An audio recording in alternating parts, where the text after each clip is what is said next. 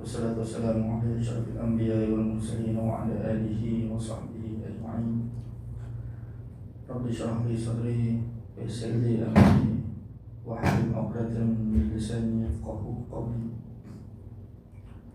Subhanaka la ilma lana illa ma 'allamtana innaka antal 'alimul hakim.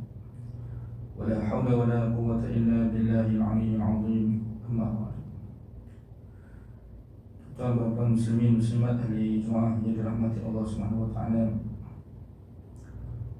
InsyaAllah pada tengah hari ini kita menyambung kembali kuliah pengajian bulanan kita, di mana kita telah membaca kitab hadis 40 yang telah disusun oleh Imam Nawawi, dan kita telah pun berada dalam hadis yang kedua pada hadis 40 ini, hadis yang kedua. Dan hadis kedua ini disebut sebagai hadis Jibril. Hadis Jibril, ulama menamakan hadis ini hadis Jibril. Maksudnya kalau kita sebut hadis Jibril, maka maklumlah hadis yang kita baca ni itu hadis di mana Nabi SAW telah didatangi oleh Jibril dalam majlis baginda yang telah menyerupai manusia. Dan Jibril telah bertanya beberapa soalan kepada Nabi SAW dan Nabi SAW menjawab. Kemudian yang peliknya, Jibril tanya, Nabi jawab, Jibril itu membenarkan. Jibril kata, sadaqta, benar kamu. Pada hari yang tanya. Tak apalah, kita sambung tempat kita berhenti sebelum ni, iaitu Jibril telah tanya kepada Nabi SAW tentang Islamnya. Jibril tanya, Ya Muhammad, akhbirni anil Islam. Wahai Muhammad, ceritakan kepada aku tentang Islam. Faqala Rasulullah SAW, maka Rasulullah SAW bersabda, An tashhada an la ilaha illallah wa anna Muhammadar Rasulullah. Islam itu kamu bersaksi tidak ada ilah yang layak untuk disembah, yang boleh atau yang layak untuk disembah melainkan Allah semata-mata. Wa anna Muhammadar Rasulullah, dan kamu juga bersaksi bahawa Muhammad itu Rasulullah Allah Subhanahu wa taala, utusan Allah. Wa tuqimas salat, dan kamu mendirikan salat. Wa tu'tiyaz zakah, dan kamu mengeluarkan zakat. Wa tasuma Ramadan, dan kamu mengerjakan Ramadan, mengerjakan puasa pada bulan Ramadan. Sampai di situ berhenti. Dan kita sambung pada yang seterusnya ni. Empat kita sudah sebut dah sebelum ni. Yang kelima apa dia? Islam itu merangkumi 5 rukun, 5 perkara atau 5 rukun. Wa tahujjal baita in istata'ta ilaihi sabila, dan kamu mengerjakan haji. Nabi SAW sebut, dan kamu mengerjakan haji, melakukan ibadah haji di Baitullahil Haram. Di Baitullahil Haram, mana di Mekah sana tu lah. Situ tempat untuk mengerjakan ibadah haji. Mana kalau di tempat-tempat lain tu tidak boleh. Contohnya kalau kita nak mengerjakan haji selain daripada Mekah, di negara kita, jadi kita bina Kaabah, kita buat tempat wukuf ni, kita adakan tempat melontar, tak boleh. Dia mesti di sana. Tempat wukuf tu di Arafah di sana. Melontar apa semua tu, itu semua adalah tempat. Maksudnya kita kena pergi ke sana. Sebab tu Nabi kata, wa tahujjal bait, dan kamu mengerjakan ibadah haji di Baitullahil Haram. Tak boleh dah tempat-tempat lain. Kalau ada manusia membina tempat-tempat yang lain untuk mengerjakan ibadah haji, makna sesat tu tak betul. Kena pergi ke sana mesti. Tak kira lah manusia tu sama ada daripada penduduk Mekah tu sendiri, ataupun manusia-manusia jauh daripada kota Mekah. Kena pergi ke sana, mesti kena pergi ke Mekah. Ini berbeza haji dengan ibadat-ibadat yang lain. Adapun ibadat-ibadat yang lain itu di mana-mana pun kita boleh kerjakan. Contoh kita kata solat, puasa, zakat, itu tu di mana-mana pun boleh. Tak mestinya kita kena pergi Mekah tu. Tidak. Kalau kita berada di tempat kita pun kita boleh solat. Solat lagi lah. Di mana-mana kita perlu mendirikan solat, mengerjakan solat. Sama ada kita dalam keadaan bermukim ke atau bermusafir ke, tak kira.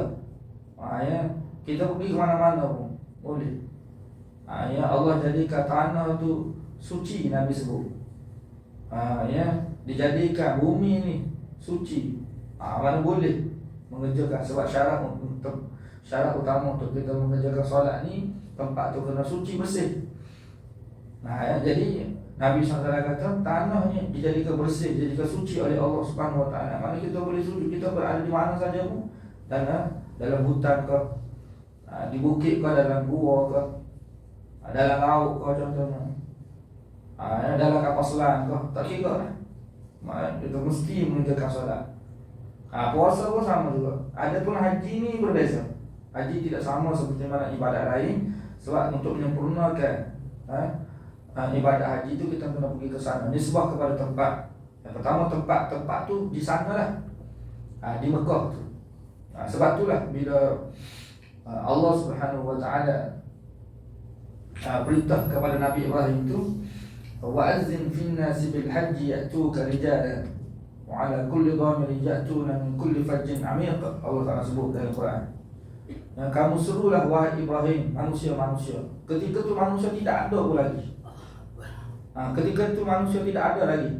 Azan sebenarnya seru, ajak manusia, panggil manusia. Panggil. Jadi Nabi Ibrahim panggil ketika itu. Walaupun manusia tidak ada, panggil. Panggil. Seperti mana azan solat tu lah. Azan solat tu kalau manusia tu pun tidak ada di situ, kita kena azan juga. Azan di situ. Tidak semestinya ada manusia bahawa kita azan. Kalau manusia tidak ada di situ, kena azan juga. Sebab kena ada tu perbuatan mengajak tu. Sebab salah satu daripada makna azan itu ada dua makna kan. Yang pertama untuk memberitahu, yang kedua untuk mengajak manusia. Ajak manusia. Tu untuk bila tu dia ajak je. Kadang-kadang yang pelik tu. Kadang-kadang ni azan tu tak dengar pun, tapi manusia boleh datang. Itu di antara kudrat Allah Subhanahu Wa Taala. Bukan kerana kita dengar azan, tetapi boleh datang. Begitu juga kita pergi haji tu, adakah kita dengar suara Nabi Ibrahim? Mana ada dengarnya? Kita sendiri pun tidak tahu ni perbuatan Nabi Ibrahim, cuma Allah sebut dalam Quran tu. Tapi boleh sampai ke sana pergi. Dan kita pergi tu untuk menyahut lah. Nak menyahut tu seruan Nabi Ibrahim. Hakikat seruan Nabi Ibrahim itu seruan Allah Subhanahu Wa Taala lah. Itu hakikat sebenar tu Nabi Ibrahim panggil itu, panggil manusia untuk mengerjakan haji. Hakikat sebenar siapa yang panggil? Bukan Nabi Ibrahim. Hakikat sebenarnya Allah yang panggil manusia tu. Seperti mana azan di surau tu lah, kita azan di surau tu di masjid lah, Bilal tu melakukan azan. Sebenarnya siapa dia yang panggil untuk solat tu? Hakikat sebenarnya, adakah tu Bilal yang panggil solat? Betul lah lafaz tu daripada tu Bilal tu sendiri. Tetapi hakikat sebenarnya siapa dia yang panggil tu? Kalau kita faham makna azan tu, hayya 'alas salah, hayya 'alal falah, siapa dia yang panggil? Kan? Dan hakikat sebenarnya Allah Subhanahu Wa Taala yang panggil kita. Sebab tu bila kita mengerjakan haji ni, kita bila kita ihram saja tu, sunat je kita kata labbaik Allahumma labbaik, labbaik la syarika lak labbaik. Tu kita nak sahut seruan Allah Subhanahu Wa Taala. Labbaik, kami datang oleh Allah Subhanahu Wa Taala, nak menyahut seruan kamu tu. Pergi sana, pergi haji tu. Tu makna haji tu. Mana kena pergi ke sana. Kita pergi haji, maknanya bila kata nak mengerjakan haji tu, nak pergi ke Mekah, tempat di sana. Kemudian haji ni juga dia berkait dengan waktu. Waktu kita kata musim, waktu haji. Dia mesti dikerjakan dalam bulan-bulan haji. Seperti mana puasa tu lah. Puasa tu mesti dikerjakan, puasa yang wajib lah. Puasa yang wajib tu mesti dikerjakan dalam bulan bulan Ramadan. Bulan Ramadan tu dikira bulan bulan bulan puasa lah, bulan yang wajib ke atas kita tu berpuasa. Apabila datang bulan puasa, maka wajib mengerjakan puasa tersebut. Puasa yang wajib lah. Adapun selain daripada bulan Ramadan itu sunat untuk kita kerjakan. Begitu juga haji ni dia mesti mengerjakannya dalam bermula ibadat haji ni yang kita kata musim bulan haji saya kata bulan haji. Dia bermula bila? Syawal, Zulqa'dah, Zulhijjah. Ada yang katakan Zulhijjah tu mana siapa habis Zulhijjah tu lah, siapa habis bulan Zulhijjah tu ke bulan haji lagi. Ada yang katakan bulan Zulhijjah tu sampai hari-hari tasyrik tu. Habis hari tasyrik, habislah haji di situ. Walau bagaimanapun itu tidak di kalangan ulama lah. Cuma yang penting kita nak bagi tahu di sini, bila kita kata haji tu dia mesti kena mesti dikerjakan dalam bulan haji. Al-hajju ashhurun ma'lumat. Allah sebut dalam Quran. Al-hajju ashhurun ma'lumat. Perbuatan haji atau pekerjaan haji, ibadah haji itu difardukan Allah Subhanahu wa taala ashhurun ma'lumat, pada bulan-bulan yang telah ditentukan oleh Allah Subhanahu wa taala. Iaitu bulan bermula pada bulan Syawal, 3 bulan tu. Syawal, Zulqa'dah, Zulhijjah. Itu berkaitan dengan haji. Haji itu apa makna sebenarnya haji? Haji ini maknanya menuju, maknanya haji. Wa tahujjal bait, dan kamu menuju ke Baitullahil Haram. Kalau kita terjemah di sini wa tahujjal bait, dan kamu pergi ke Baitullahil Haram, kamu menuju ke Baitullahil Haram. Jadi menuju ke Baitullahil Haram itu menuju untuk apa?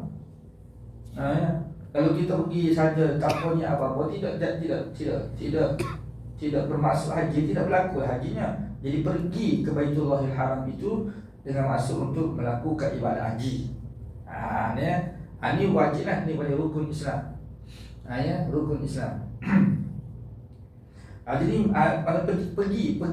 pergi ke Baitullah lah, nak mengerjakan haji di sana. Itu makna yang pertama. Yang kedua, menuju ni dengan maksud menuju Allah Subhanahu wa taala. Menuju Allah, mana hati kita pergi ke sana ni nak mengerjakan haji, memangnya kita tuju, memang asalnya kita tuju di Mekah lah. Tuju ke Mekah, tuju ke Baitullahil Haram. Itu secara zahir perbuatan kita. Jadi kita pergi ke sana tu sebenarnya kita itu dari sudut perbuatan kita, perbuatan badaniah kita pergi ke sana. Tapi hati kita ni ibadat kita pergi ke sana tu dengan maksud untuk kita buat ibadat. Bukan nak pergi makan angin, melancong apa semua, tidak. Itu beza kita pergi ke Mekah tu dengan kita pergi ke tempat lain. Kita pergi mana kan? Turki ke, Australia ke, New Zealand ke, New York ke, di mana saja kita pergi selain Mekah tu, kita pergi ke sana memang niat kita nak makan angin lah, nak melancong lah. Tapi kalau kita pergi ke Baitullahil Haram tu memang tak ada niat lain dah. Tak ada dah kita niat nak seronok-seronok ke saja. Tak ada dah. Sebab kalau kita nak berseronok tidak di kota Mekah ni. Kalau kita habis duit nak berseronok, bukan Mekah dah tempat dia ni. Pada musim haji ni kita begitu. Jadi bila kita pergi haji tu, kita sanggup habis duit apa, memang untuk Allah Subhanahu wa taala semata-mata tu. Tu hati, mana hati kita tu. Maknanya hati kita tu nak menuju siapa dia sebenarnya? Nak menuju Allah Subhanahu wa taala. Dan bila kita menuju Allah Subhanahu wa taala tu, kita tinggal segala-galanya. Kenikmatan hidup kita yang sebelum ni kita kecapi. Itu maksud kita tuju Allah Subhanahu wa taala. Ini sebagai satu isyarat dah. Isyarat haji ni sebagai isyarat untuk kita nak menghadap Allah Subhanahu wa taala tu di hari akhirat nanti. Itu hikmah dia nya. Cuma walaupun kita kata kita tinggal tu rumah kita tinggal keluarga kita, kebun kita, pekerjaan kita tinggal semua lah. Tapi dalam masa yang sama hubungan itu tidak putus lagi, memang tinggal. Tapi zaman-zaman sekarang ni, zaman teknologi ni, sambil-sambil kita tinggal pun kita boleh kontak lagi. Kalau kita tinggal anak kita pun kita boleh kontak lagi. Kan? Kita boleh kontak, kita boleh tanya khabar, kita boleh dapatkan maklumat apa semua sikit sebanyak. Mana ada hubungan lagi. Cuma secara zahir tu kita tinggal semua. Jadi tinggal tu untuk menuju Allah Subhanahu wa taala semata-mata. Jadi Allah suka perbuatan tersebut. Allah Subhanahu wa taala suka. Kan? Jadi Kalau kita tengok dalam keadaan seperti ini, tengok kalau kita pergi mengerjakan haji, dia haji ni ibadat yang paling kita kata, kalau kita katakan paling menyusahkan dalam hidup kita, dalam banyak ibadat kita. Kalau kita nak menuju Allah Subhanahu Wa Taala, tengok susah kan? Susah semua tu. Ya, kita tinggal segala-galanya, penat, letih, tenaga semua dah melibatkan tenaga kita, duit kita pun habis banyak seperti ni. Bukan untuk kita bersonok di sana tu, bukan untuk kita bersonok. Nah, kita sanggup tak? Kita sanggup. Ada kelebihan manusia kan? Dia manusia ni, dia walaupun berat seperti itu, dia boleh buat tu. Dia sanggup untuk buat, untuk menyempurnakan. Dia tinggal dalam kesenangan hidup dia seperti itu. Jadi kalau seperti ini kita sanggup buat tak? Kita sanggup buat. Kalau ada sebahagian manusia dia tak sanggup tu nak buat, tak sanggup nak susah payah, tak sanggup nak habis harta dia, tak sanggup nak habis duit tu 30,000, 40,000 apa semua kan. Kadang-kadang mencecah 60, 70,000 ada pun ada. Kalau pergi family kan, suami isteri tu kalau 30,000 dah 60,000 dah kat situ. Contoh dia kata kan, duit mana habis tu? Mana habis duit tu? Jadi kalau kita tidak sanggup, bagaimana kita nak menghadap Allah Subhanahu Wa Taala apabila kita mati? Sebab mati itu memang kita tinggal segala-galanya. Kan duit di dunia memang kalau kita habis, masa lepas tu kita boleh cari balik duit ni. Boleh cari balik. Kan habis musim haji kita balik selesai lah. Di musim haji tu dalam tempoh tu je. Dalam tempoh bila kita pergi, kan ibadah haji sekejap tu je. Kan beberapa 9, 10 kan sampai 14 tu selesai dah lah. Beberapa hari je, cuma ni sebab kita orang jauh ni, kita pergi awal lagi jadi lama lah. Lama-lama pun selepas kita habis mengerjakan haji tu kita balik dah. Kan? Mana kita dapat kembali. Ada pun mati tak kembali dah kita. Kan? Mati ni, kalau mati ni maknanya kita tak kembali dah kepada apa yang kita tinggal. Adapun haji tu kita boleh kembali lagi. Sebab tu bila kita pergi, kalau kita tengok kaitan dengan haji ni, di samping nak mengenalkan ibadat Nabi Ibrahim apa semua kan, perjuangan Nabi Ibrahim itu, nak mengingatkan kita juga tu tentang hari akhirat tu, hari perjumpaan hamba tu dengan Tuhan dia. Liqa ayaumikum haza. Kan? Hari perjumpaan kamu ni. Sebab apa? Sebab Allah Ta'ala sebut dalam Quran, di antara asbab yang menyebabkan manusia itu diazab oleh Allah di hari akhirat nanti, mereka lupa hari pertemuan dengan Tuhan. Sebagaimana Allah sebut dalam surah Sajadah, fazuqu bima nasitum liqa ayaumikum haza. Rasailah kamu akan azab neraka Jahannam ini dengan sebab kamu dulu lupa hari pertemuan kamu dengan kami. Hari pertemuan kamu dengan kami. Liqa ayyamikum, hari pertemuan kamu. Mana hari di waktu kamu akan bertemu dengan Tuhan. Itu puncak. Mana manusia apabila dia lupa hari akhirat, di antara asbab yang menyebabkan mereka tu diazab oleh Allah tu kerana apa? Kerana mereka lupa hari akhirat. Lupa tu pertama lupa dengan mana tak ingat langsung, tak fikir langsung hari akhirat. Hidup dia tak fikir langsung akhirat, hidup atas dunia. Itu binasa tu. Yang kedua, dia lupa tu dengan maksud dia tidak ambil berat tentang hari akhirat. Dia ingat, dia tahu akhirat tu, tapi dia tak ambil berat. Seperti mana orang yang lupa jugalah. Orang maksudnya dia tahu, sekadar tahu tu tahu lah hari akhirat, tapi dia tidak mengambil berat tentang hari akhirat dia. Jadi dengan sebab dia tidak mengambil berat, maka dia akan binasa dari akhirat. Ini salah satu kebinasaan manusia, asbab kebinasaan manusia dari akhirat, sebab mereka melupakan akhirat. Sebab itulah dalam Quran Allah sentiasa ingatkan manusia tentang hari akhirat. Jangan lupa hari akhirat tu. Hari akhirat. Dan ibadat-ibadat yang kita buat semua ni untuk mengingatkan kita kepada hari akhirat tu.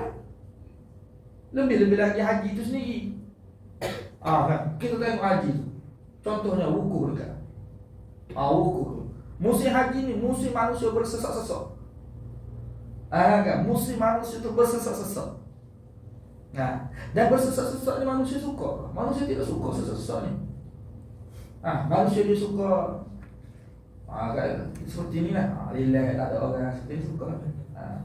Kalau ramah, penuh apa semua ni, bersesak ni, rimak. Tak suka tu. Kan itu sifat manusia. Tapi berlaku. Tengok ke sana. Kan. Nak lawak lah, nak melontar lah. Dia semua tu bersusah lah. Sebelum tu lagi bersusah lah. Atas darah raya lah, apa semua. Tengok. Kita boleh tengok ni. Padahal yang pergi ke sana tu semua Islam lah. Semua Islam kan? Tidak lagi. Bukan semua Islam. Sebahagian kecil daripada umat Islam. Walaupun ramai nak pergi kan. Tapi yang dapat visa, yang kerajaan Arab Saudi bagi lah. Yang terdapat tu ramai kita tak dapat pergi. Yang tu bukan tu tengok dah bersusuk dah manusia.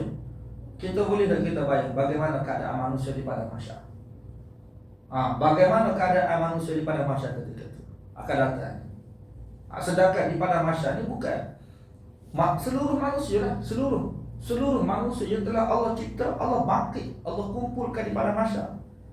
Sekarang ni Allah kumpulkan manusia di Arafah tu kan. Musim haji tu Allah kumpulkan manusia di Arafah. Dan ketika zaman sekarang ni kita boleh tengok kalau haji VIP tu kan, Arafah, walaupun Arafah tadi pun bagi dia tidak tak rasa susah sangat, ada duduk dalam aircon, tidur dalam aircon apa semua kan. Kalau VIP ni kan, contoh tempat-tempat yang khas disediakan untuk mereka tidak berasa susah, tapi tidak berasa susah pun susah juga. Ada lah perasaan susah. Situasi susah payah tu cuma tidak sesusah orang lain lah. Akhirat ni ada. Tu boleh bayangkan. Sebab semua manusia tu Allah Ta'ala kumpulkan. Jadi berlaku pengumpulan manusia ni di hari akhir nanti. Di situlah nak mengingatkan kita ni. Kalaulah di dunia ni pun kita seperti ni, kita rasa sudah tidak selesa dah kita. Bagaimana keadaan kita di hari akhirat nanti. Itu hikmah di antara hikmah haji lah. Di samping yang paling besar adalah untuk mengingatkan kita perjuangan Nabi Ibrahim AS. Manakala kita rasa susah dalam mengerjakan haji ni, kena ingat Nabi Ibrahim itu senang dulu. Kan? Nabi Ibrahim ni senangkah hidup dia? Senang apa? Yang kita baca sejarah. Yang Allah Ta'ala sebut dalam Quran pun cukup dah. Dalam hadis pun cukup dah. Manusia yang paling susah untuk agama Ibrahim kan? Yang paling baik berisi bertala Ibrahim Rabbu bikalimatin fa'atamahum. Ingatlah di waktu Tuhan itu menguji Ibrahim dengan ujian, beberapa ujian yang besar. Fa'atamahun, lalu dia telah menyempurnakan ujian tersebut. Allah uji Nabi Ibrahim dengan begitu dahsyat. Di kapur dia perang dengan ayah dia sendiri. Kan tu kan. Di kapur tu dia perang dengan ayah dia sendiri. Kan. Ayah dia tu musuh dia. Kita sanggup dah tak musuh dengan ayah. Atas dasar agama ni. Sampai musuh. Allah berikan agama pada Nabi menyebabkan Ibrahim itu musuh dengan ayah dia. Musuh. Sebab dia kata fa innahum aduwwun li, sesungguhnya mereka tu kok semua berhala tu musuh aku. Nabi Ibrahim kata. Dan apa dia buat berhala? Ayah dia sendiri yang tukang buat berhala ketika tu. Dan Nabi Ibrahim bagi tahu pada ayah dia, tinggallah semua ni, ikutlah ajaran aku. Ayah dia kata apa dia dalam Quran surah Maryam, la illam yantahi la arjumannaka wahjurni maliya.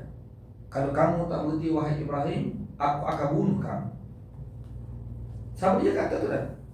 Ayah kata pada anak, nak suruh Nabi Ibrahim berhenti dakwah ni. Lepas tu Nabi Ibrahim berhenti lah. Nabi Ibrahim berhenti lah. Tak berhenti. Wahjurni maliya, kamu tinggal aku, tak mahu jumpa sampai bila-bila. Sebab tu Nabi Ibrahim ni tinggal lagi, pisah dengan ayah. Tu ujian Nabi Ibrahim. Lagi dia. Lepas tu dia pecah pula berhala di Iraq ketika itu. Dia pecah berhala sebab dia benci. Berhala tu dia benci. Nabi Ibrahim tu benci sangat pada berhala. Waktu saya bagi tahu kita ni pengikut Nabi Ibrahim, kita kena ada perasaan benci pada berhala.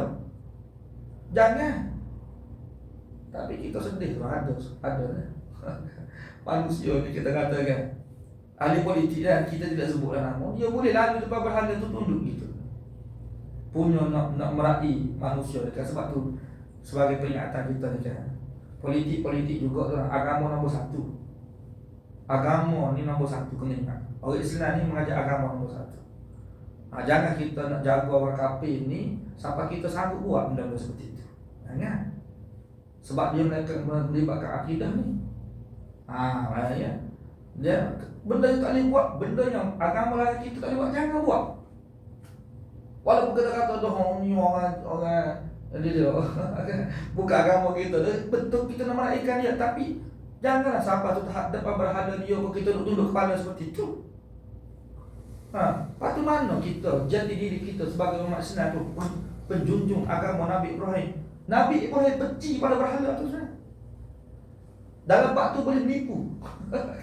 Boleh menipu. Oh, saya sakit tak boleh datang. Tak. Sebagaimana Nabi Ibrahim kan, bila dia ajak untuk pesta ketika tu, dia kata, ini sakit, aku sakit, kita mahu pergi. Padahal dia tidak sakit. Dia bagi tahu, dia mahu pergi tu, bukan tentang berhala. Nampak ketika tu. Mana boleh menipu kalau dalam bab seperti itu. Ya, kan bagi tahu lah kita sibuk apa semua ni. Hantar orang lain. Hantar orang lain lah. Atau yang keempat tu, benci tu. Nabi Ibrahim hancurkan semua berhala, tinggal seekor je. Sama sekali. Itu akhir sekali tanya siapa dia buat, tak ada dah tempat kita yang benci pada berhala ni malaikat Ibrahim. Dalam Quran tadi. Akhir sekali Namrud ketika tu panggil Ibrahim, capak dalam api.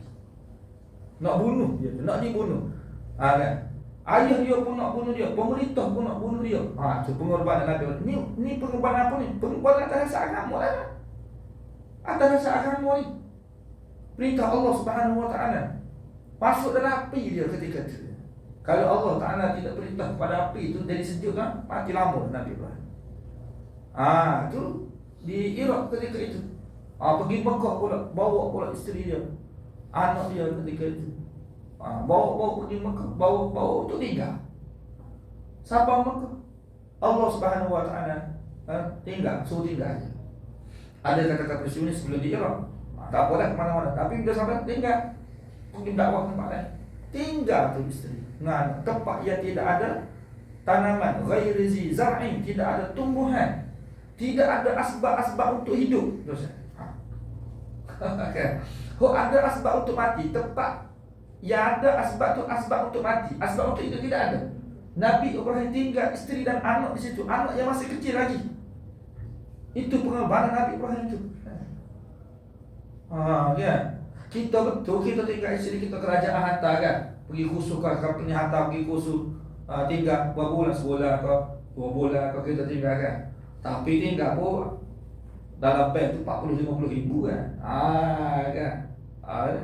Makna tidak ada asbab untuk mati, asbab untuk hidup. Kadang-kadang isteri itu suka pula suami dia tinggal. Sebab apa? Dia tinggal sekali dengan duit. Sebelum itu tak dapat duit. Ada juga. Kita sekali betul-betul tinggal, tapi bukan atas rasa agama. Kalau kita tinggal sekarang tu, kita tinggal atas rasa dunia. Kok Nabi Ibrahim atas rasa agama? Sehingga Hajar tanya kepada dia, Allah, bila Allah tak ada perintah tinggalkan, Nabi Ibrahim tak balik. Nabi Hajar tanya, kamu nak tinggal kami di sini Ibrahim?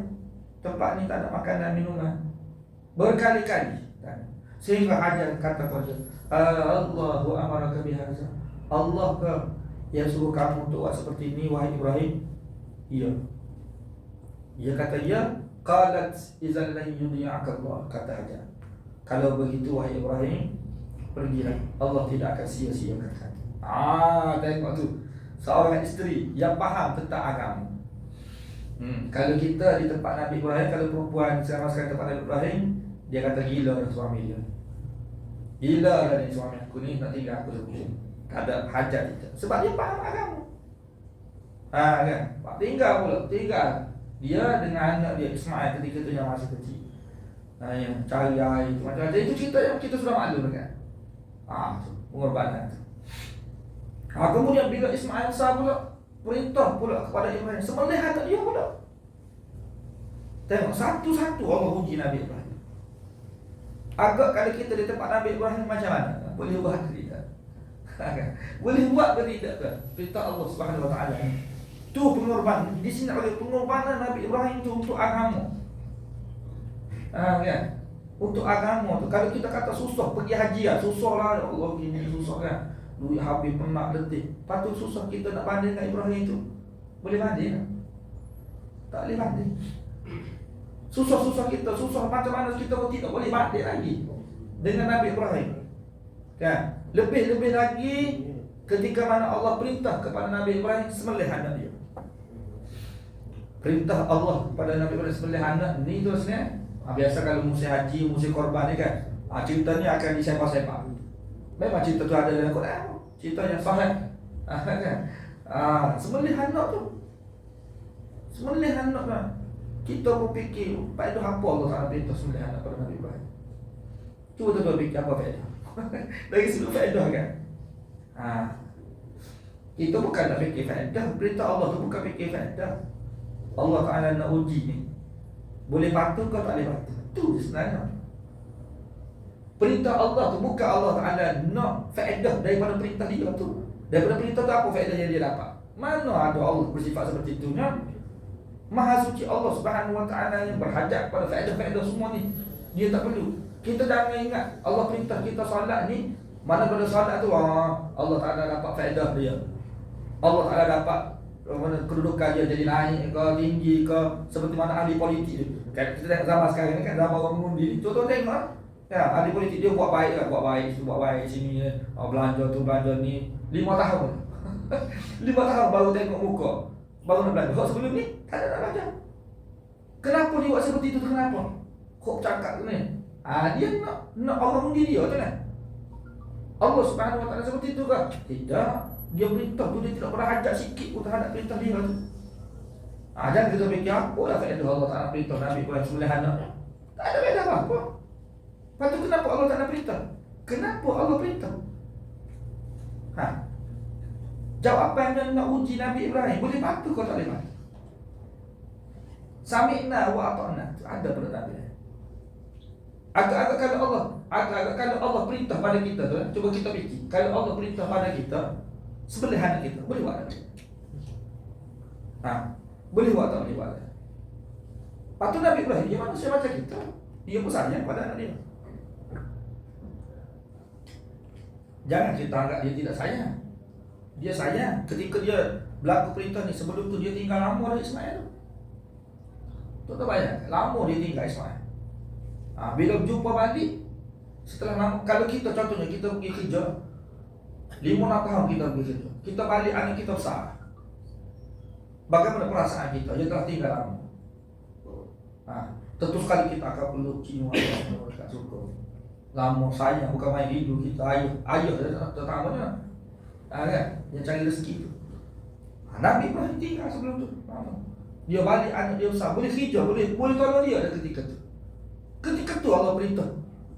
Falamma balagha ma'hu sa'ya qala ya bunayya inni. Apabila Ismail telah sampai pada umur yang mana dia telah dapat membantu berusaha bersama dengan ayah, membantu ayah dia ketika itu. Kanak-kanak yang boleh tolong ayah ketika itu. Ketika tu dah Allah Ta'ala perintah sembelih. Bagai kita cuba bayar, kalau kita di tempat Nabi ni, kita boleh buat dah nak sembelih anak ni. Sekarang ni Allah perintah bagi kita sembelih lembu kan. Tunggu kambing ya, bukan sembelih anak tu. Yang tu pun kita duk mikir 40 kali nak korban. Nak korban tu 40 kali fikir. Kan. Memang korban juga, tapi sebelum korban tu kan. Ni aku ni habis satu bahagian ke 800 sekarang ni. 800 ni bayar settle pada macam-macam kita fikir. Kok korban lembu tu? Ni korban anak ni. Nabi Ibrahim. Tengok tulisnya. Pengorbanan tu Allah. Cerita Nabi Ibrahim ni Allah sebut dalam Quran ni dengan tajuk pengorbanan. Dengan tajuk pengorbanan. Nak bagi tahu agama Islam tu agama pengorbanan. Kalau kita tidak sanggup korban, kita dalam agama tu mana kita betul agama tapi dia tidak ada kualiti lah tu dah. Dan kalau kita nak berkualiti Islam, kita kena ada pengorban, kena sanggup berkorban untuk agama. Dan kalau kita berkati sifat-sifat agama Islam ni dia ke arah situ. Dan pengorbanan itu dia menatijahkan sesuatu yang besar. Bukan sahaja dalam agama, dalam dunia pun sama juga. Kita tengok orang yang jadi, kenapa dia dapat nikmat-nikmat dunia tu? Kenapa dia jadi kaya tu kan? Dia dapat tu apa yang ada. Sebab dia sanggup berkorban tu. Dia sanggup habis masa, dia sanggup buat tu, buat ni apa semua. Kadang-kadang benda-benda pelik sanggup buat dia kan.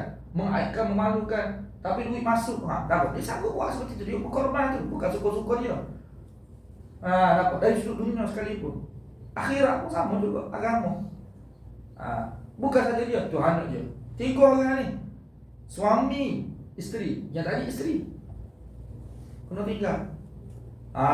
Kan ni pula ayah nak sungai anak. Patut anak Ismail tu sendiri. Bila ayah dia kata kepada dia, ya bunayya inni ara fil manam anni azbahuka. Wahai ayah, wahai anak, Nabi Ibrahim kata kepada anak dia, ya, sesungguhnya aku telah nampak, aku telah tengok dalam mimpi aku bahawa aku telah menyembelih kamu. Kan? Bila dia cerita seperti itu kepada anak dia. Dia bertanya, "Fanzur maza tara?" Apa pandangan kamu wahai anak? Ya. Jadi Ismail pun jawab. Ini perkataan Ismail ni penting dalam ayat itu. Selalu kalau cerita Ismail tu, cerita Ibrahim saja. Ismail tu paling penting sekali. Kenapa? Cuba tanya. Cuba kita baca jawapan Nabi Ismail dalam Quran. Qala ya abati fa'al ma tu'mar. Kata Ismail, wahai ayah, buatlah apa yang Allah perintah. Itu soalan anak. Kan. Kita terbayang anak kita kan, anak kita yang sekolah rendah tu, sekolah menengah kan. Cuba kita bayang kalau anak kita yang masih bersekolah, kita kata sekolah rendah atau sekolah menengah ni. Kita kata, ayah nak sembelih kamu ni. Pertama, kita sanggup nak kata seperti itu. Yang kedua, kalau kita kata anak kita sanggup tak nak kena sembelih. Sembelih ni tuan, sembelih begitu baca itu sembelih lembu tu. Zibuhan mana sembelih, bukan bunuh. Sembelih. Ni, kekok ni. Sanggup buat, maknanya anak sanggup mati disembelih hari dia. Tengok. Walaupun sembelihan itu tidak berlaku, tapi tak bagi tahu kesanggupan tu. Bila falamma aslama wa tallahu lil jabin, apabila kedua-duanya telah menyerah diri, mana telah bersedia, ketika itu bersedia untuk dilaksanakan perintah tersebut ketika itu. Dan Ismail telah meletakkan pipi dia ketika itu. Ni muka wajah dia, muka di pipi dia. Di bumi ketika itu untuk disembelih lah. Allah Subhanahu wa taala katakan wahyu. Kan? Qad saddaqta ru'ya. Wahai Ibrahim, kamu telah membenarkan mimpi kamu. Mana kamu betul telah buat dah. Kan? Sebab ulama tafsir Nabi Ibrahim sebut Nabi Ibrahim letak dah di sini. Pisau dia tas dah pisau dia tak ada, dia nak sembelih ketika itu ni. Cuma di waktu dia hiri tu tak lu. Ketika tu Allah memberikan perintah, rasanya kamu telah membenarkan mimpi kamu. Mana betul kamu buat. Allah nak uji sebenarnya Nabi Ibrahim boleh buat apa saja buat. Itu maknanya. Itu pengorbanan. Itu sebenarnya mana Islam tu. Mana kalau kata Islam dia ada sifat seperti ini. Menyerah diri terhadap perintah Allah. Allah perintah betul, dia sanggup buat. Cuma sekarang tu perintah tu tak ada pada kita ni. Allah Ta'ala tidak sulit. Jadi apa yang Allah cerita tu bukan bermaksud untuk kita sembelih anak kita. Jangan boleh kita sembelih anak kita kan. Maksud tu nak bagi tahu makna Islam yang sebenar. Kan. Adapun yang Allah perintah kepada kita sekarang ni, yang kita maklum dah. Dan agama ni, perintah-perintah Allah yang sampai pada kita ni kan. Perintah semua ni, orang tafsir kata kalau dikumpulkan semua perintah yang ada dalam agama sekarang ni, nak banding dengan perintah Allah kepada Nabi Ibrahim, tak terbanding lagi. Kan? Allah perintah puasa, Allah perintah solat, Allah Ta'ala perintah zakat, haji, semua ni kan. Haji ni yang berat ni contohnya. Dan perintah-perintah yang lain Allah perintah kepada kita. Kalau kita kumpul semua ni, nak banding dengan satu perintah Allah kepada Nabi Ibrahim sebenarnya, tak terbanding lagi. Berat yang tu lagi. Tapi yang ni pun kata nak buat kita ni. Allah perintah tutup aurat. Contoh tutup aurat tu, tutup aurat tu. Siapa mati kau tutup aurat? Tak ada siapa mati. Yang tu berapa ramai umat Islam boleh buat. Atau Islam ke dia? Betul ke dia Islam? Betul ke Islam tu? Sifat Islam tu betul tak? Kalau betul Muslim, dia kena ada sifat seperti Ibrahim. Sebab kalau tuan-tuan perhati dalam Quran, bila Allah Ta'ala cerita Nabi Ibrahim, Allah akan sebut Islam. Allah akan sebut makna Islam. Kan? Iz qala lahu rabbu aslim, qala aslamtu li rabbil alamin. Baik, ingatlah Tuhan kata kepada dia, Islam, aslim, Islamlah kamu, serahlah diri kepada kamu. Qala aslamtu li rabbil alamin. Dan Nabi boleh kata, aku telah menyerah diri aku pada Allah. Mana sifat tu? Mana sifat Islam tu? Sifat Nabi Ibrahim. Kita sekarang tuan, dia Islam ni bukan pada kita mengaku Islam tu, tidak. Hakikat Islam sebenar. Walaupun betul kita kena mengaku kita sebagai orang Islam, tapi kenapa Islam tu bukan saya orang Islam. Islam tu kita seperti itu. Tak. Dia Islam tu pada sifat Islam kita. Ya Allah Ta'ala sebut, wala tamutunna illa wa antum muslimun. Jangan kamu mati sehingga ada pada kamu tu sifat muslim tu. Sifatnya jangan mati. Kalau sifat muslim tidak ada, sifat menyerah diri tidak ada, jangan mati tu, jangan mati Allah Ta'ala sebut. Sebab apa? Sebab kalau mati bahaya. Bahaya tu sebab kita selalu dengar khutbah Jumaat. Khatib baca, ya ayyuhalladzina amanu taqullaha haqqa tuqatih wa la tamutunna illa wa antum muslimun. Jangan kamu mati kecuali sudah ada pada kamu ni sifat menyerah diri tu, jangan. Baru boleh mati. Bila ada sifat tu baru boleh mati sebab selamat. Kalau sifat tu tidak ada, jangan mati, bahaya. Kita kena cek diri kita lah. Sifat tu ada atau tidak ada. Sifat apa dia? Patuh, sami'na. Muslim mana sami'na wa ta'ala. Kan? Termasuk haji ni kan. Yang kita nak sempurnakan ini. Berat tu. Berat kan. Tapi buat juga kan.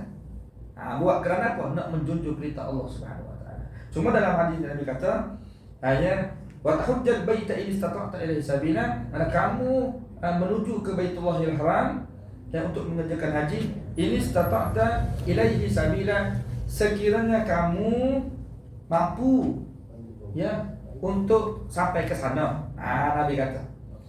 Di sini salah satu apa namanya? Sebab ibadat ni kan ibadat, dia asalnya agama ni, syariat agama ni Allah Subhanahu Wa Taala sebut dalam Quran. Dia ciri-ciri agama Islam tu dia panggil dia tidak membebankan. Itu maksudnya. La yukallifullahu nafsan. Bukan tidak membebankan, dia membebankan, tapi dia boleh buat. Allah sebut la yukallifullahu nafsan illa wus'aha. Allah tidak mentaklifkan agama ni kepada manusia, melainkan manusia boleh buat. Kan? Boleh buat. Kalau kata haji mampu buat. Apa? Kalau manusia tak mampu, Allah tidak hukum. Atau kaedah Allah ni, kalau hamba tak mampu buat, Allah takkan hukum. Jadi hamba yang Allah hukum di hari akhirat ni, hukum azab ni, Allah azab ni, adalah hamba yang boleh buat, cuma dia tak buat. Macam contoh puasa kan, puasa wajib puasa. Tapi kalau hamba tu betul-betul tak mampu puasa, Allah tidak azab hamba tersebut. Kalau betul memang dia tak mampu puasa. Kalau dia puasa memang tak boleh buat kerja lah dia. Kan? Orang tua contoh terlampau tua sangat, dia tak mampu. Mana dia boleh tinggal puasa tu? Cuma kena bayar fidyah. Kena bayar fidyah. Begitu juga haji. Kalau hamba tu tak mampu, maka tak apa tidak mengerjakan haji. Memang dia wajib, tetapi wajib ke atas orang yang berkemampuan. Kalau orang tu tidak mampu, tak apa. Tak mampu dari sudut apa? Dua. Satu, pertama tenaga dia, kekuatan dia. Sebab haji ini dia perlu kepada kekuatan. Kan? Perlu kepada tenaga, perlu kepada kekuatan ni. Kita kata kalau stroke tak boleh buat haji. Kalau stroke tidak boleh buat haji. Tak boleh. Sebab dia tak mampu. Dia sendiri tu kena mampu, kena ada kemampuan dari sudut tenaga dia. Sebab tu lah, kalau boleh waktu kita muda-muda ni kan, ada kekuatan ni, doa pada Allah supaya Allah pilih kita. Doa pada Allah supaya Allah pilih kita, supaya kita boleh buat haji ni mudah-mudah. Sebab dia memerlukan tenaga yang kuat lah untuk menyempurnakan manasik haji tersebut. Yang kedua, mampu dari sudut perbelanjaan. Untuk sampai ke sana, untuk sebab dia kata ini istata'ta ilaihi sabila. Sekiranya kamu dah mampu untuk sampai ke sana. Jadi nak sampai, sebab haji kan saya sudah sebut dah tadi, nak mengerjakan haji mesti di Mekah. Tak boleh di Malaysia ke, di Indonesia ke, di mana-mana, tidak boleh. Dia mesti kena pergi ke sana. Jadi nak pergi ke sana tu melakoni banyak perkara lah. Ada duit lah. Jadi tenaga kita sekarang ni alhamdulillah dah tuan, kita ada kapal terbang kan, cepat nak sampai ke sana. 5-6 jam sudah sampai dah. Zaman dulu 5-6 bulan. 5-6 bulan melalui kapal. Dah kapal terbang tidak ada. Kapal laut tu kan 6 bulan biasa. 6 bulan nak mengerjakan haji zaman dulu lah. Saya pun tak pernah alami kan, tak pernah berada zaman tersebut, cuma dengar cerita orang zaman dulu. Nah kan, mana tu 3 bulan pergi, 3 bulan nak balik pula. Macam-macam lagi lah, mana susah kan. Itu memerlukan duit yang begitu banyak. Dari sudut perbelanjaan ni ada 2 pula. Satu, perbelanjaan diri sendiri. Kita sendiri nak pergi ke sana, dia mesti kena cukup perbelanjaan. Jangan untuk ala kadar saja, jangan. Sebab kita ke sana ni tuan, ya, ni Allah Taala sebut dalam Quran ni kan. Ni nak jaga makna haji tu supaya tawajuh kita dengan Allah Subhanahu Wa Taala. Sebab kalau kita tidak cukup perbelanjaan kita, sampai ke sana tak ada perbelanjaan, duit habis contohnya. Bila duit habis nak makan apa? Nak makan apa? Nah, bila dah tak boleh nak makan apa semua, akhir sekali kita duk minta dengan manusia. Duk meminta-minta pula. Bagi saya apa pun. Jadi duk meminta-minta pada manusia. Lepas tu duduk berharap kepada manusia pula. Kalau manusia tak bagi, gaduh pula dengan manusia tu. Ini berlaku pada orang Arab dulu. Ya, asalnya mutawakkilun, mereka tak mahu bawa bekalan, tak mahu. Sebab apa? Nak jadi golongan yang bertawakal kepada Allah Subhanahu Wa Taala. Kita pergi ke sana, kita tawakal pada Allah Subhanahu Wa Taala. Ya, makanan tak bawa, apa semua tak bawa, bekalan tidak bawa. Sampai sana. Bila sampai ke sana perut lapar kan? Ya, akhir sekali minta. Mana? Manusia tak bagi. Asalnya mutawakkilun. Jadi mutawakkilun mana orang yang meminta untuk makan. Meminta-minta, jadi meminta-minta kepada makhluk, jadi rosak haji. Ya, rosak haji kita. Lepas tu kalau manusia tak bagi, dia marah pula, bergaduh pula dalam musim haji. Tak bagi makan. Ini Allah sebut, faman farada fihinna al-hajj fala rafasa wala fusuqa wala jidala fil hajj. Apabila kamu telah mengerjakan haji, ya, telah niat ihram untuk mengerjakan haji, jangan kamu melakukan perbuatan fasik, jangan kamu bergaduh dengan manusia, jangan. Sebab itu semua boleh merosakkan haji. Penat tapi rosak haji. Jadi mesti kena ada perbelanjaan yang cukup, nisbah untuk diri kita sendiri. Pertama. Yang kedua, kita kena bekalan untuk bekalan untuk keluarga kita yang kita tinggal, yang dibuat berada di bawah tanggungan kita tu. Kalau kita pergi satu keluarga, bawa semua family kita, anak-anak, tak apalah. Sebab sebahagian manusia tu, suami pergi, isteri tak pergi. Isteri tak pergi, anak-anak tak pergi. Ataupun ada sebahagian manusia, isteri dia pergi, dia tak pergi. Kan? Tak apalah. Maknanya yang dia tinggal tu untuk tanggungan dia ni, dia kena cukup tu perbelanjaan.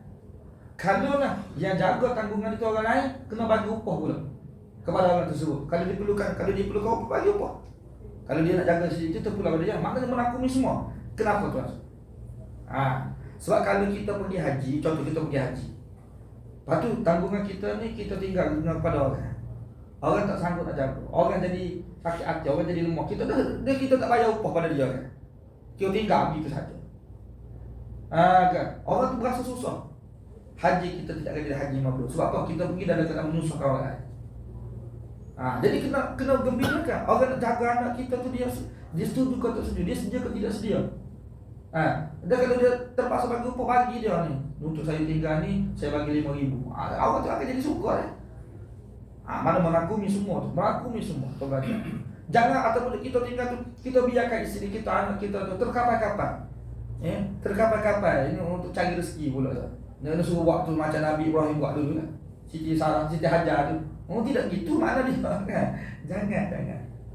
Ya. Ini semua ni berkaitan dengan kemampuan. Sebab haji ni dia ibadat berat tu. Ibadat berat. Tapi Nabi sebut dalam hadis, siapa yang pulang daripada haji seperti dia baru keluar daripada perut ibu dia. Mana bersih, suci dia daripada dosa bila diterima haji dia tersebut. Kalau tak terima, pernah saja. Kan? Sebab dia ni kita nak supaya Allah Ta'ala terima. Jadi nak terima tu kena jaga banyak perkara. Ya. Betul kalau kita buat tu manasik haji tu sah tidak semestinya Allah Ta'ala terima. Yang kita nak ni Allah Ta'ala terima. Sebab tu Nabi Ibrahim dia doa kepada Allah kan, Rabbana taqabbal wa yarfa'u Ibrahim al-qawa'ida minal baiti wa Ismail Rabbana taqabbal minna. Ya Allah, dia berdoa kepada Allah. Ingatlah di waktu Ibrahim itu bersama dengan Ismail mendirikan batu-batu asas untuk membina Kaabah ketika itu. Dia berdoa, pada Allah, Rabbana taqabbal minna. Ya Allah, terimalah daripada kami ni ibadat kami. Ya, maknanya ibadat ni bila Allah Taala terima, barulah memberi faedah ibadat tu kepada kita. Kalau Allah tak terima, terima ni dia tidak kaitan sah tak sah. Kalau ibadat kita sah, haji kita sah, tapi Allah tak terima. Tak terima sebab apa? Sebabnya kita sebut pada kata tadi lah, dia telah menyusahkan orang. Ya. Dia telah gini-gini, dia telah zalimi isteri dia ke, tinggal. Contoh dia buat. Betul, dia sah. Ni bila kita sempurnakan hukum kan, manasik tersebut sah lah haji kita dah. Dia sebut sah tu. Tapi qabuliyah, penerimaan tu perkara lain. Tidak semestinya Allah Ta'ala terima walaupun sah. Macam contoh sebenarnya, puasa kita. Puasa kita, kalau kita tak makan tak minum, sah lah. Sah. Kalau kita tidak salat pun sah juga puasa kita. Mana ada hukum yang kata kalau tak salat batal puasa? Makan bawa batal puasa. Kan? Jadi puasa kita sah. Sah tu Allah terima kan? Kalau terima masalah lain. Itu kita. Kan? Kalau sah, kalau Allah tak terima, pernah saja kita. Sebab tu Nabi sebut dalam hadis, kam min sa'imin laisa lahu min siyami illa al-ju' wal 'atash. Berapa ramai orang yang puasa, tapi tidak dapat apa-apa daripada puasanya, mereka lapar dan dahaga semata-mata. Lapar saja, lapar betul. Kan? Akhirat tak ada apa-apa. Kan? Dosa pun tidak terampu, pahala pun tidak boleh. Maknanya apa dia? Maknanya puasa sah, Allah tak terima. Mana boleh laku dalam agama seperti itu. Sebab tu yang kita nak adalah penerimaan. Jadi nak dapat penerimaan daripada Allah Subhanahu Wa Taala, kena jaga banyak perkara tu. Hati kita tu nak jaga. Sebab tu amalan kita ada hubungan dengan hati. Kalau hati kita tak betul tu, walaupun amalan kita tu sah, hati kita tak betul, sah pun Allah Ta'ala tak terima. Contoh kalau kita solat tu, kita pun timbul dalam hati perasaan tu, ujub, takabur, berasa kita hebat ke, berasa kita rajin ke, berasa kita gini-gini, kita berasa. Apa yang kita rasa tu tidak membatalkan solat kita. Tak batal solat kita, dia tetap sah. Tapi Allah terima? Tak terima. Kan? Jadi nak Allah tak nak terima amalan kita, kena jaga semua tu. Jaga hati kita, jaga semua tu, hukum-hukum kita semua. Barulah Allah tak nak terima amalan kita. Bila Allah tak terima, ganjaran besar. Termasuk haji ni. Ada apa? Kita berhenti di sini insya-Allah. Dari sudut rukun Islam itu sudah habislah perbahasannya. Akan datang ni kita akan sambung perbahasan ataupun syarah.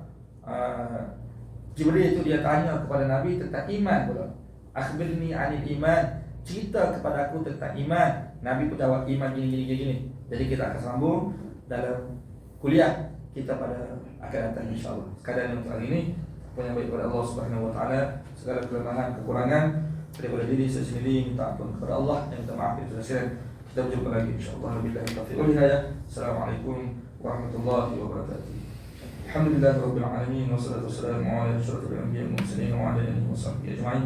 Allahumma faqihna fid din wa 'allimna ta'wil bina ila sawa'i sabil. Rabbana atina fid dunya hasanah wa fil akhirati hasanah wa qina adzabannar. Alhamdulillahirabbil alamin.